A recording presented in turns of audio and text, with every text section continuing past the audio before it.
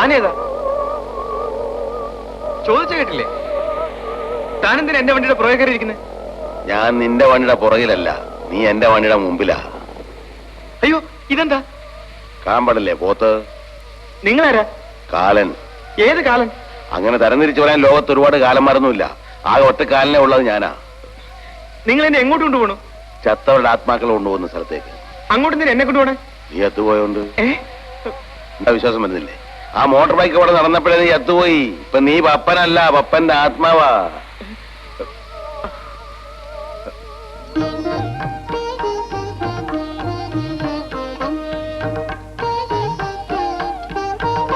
ചിത്രവിത്തനായിരിക്കും കണക്ക് തെറ്റിയത്. ഇക്കാര്യത്തിൽ എനിക്ക് യാതൊരു സംശയമില്ല. അല്ല പ്രഭു, വല്യമംഗലത്തെ പത്മനാഭൻ എന്ന പപ്പൻ ഇവനല്ല. പത്മനാഭൻ എന്ന പപ്പൻ വാതരോഗിയാണ്. 62 വയസ്സുണ്ട്. അയാളാണ് ഇവന് വേറെ മരിക്കേണ്ടത്. പത്മനാഭൻ എന്ന പപ്പൻ ഞാനില്ല.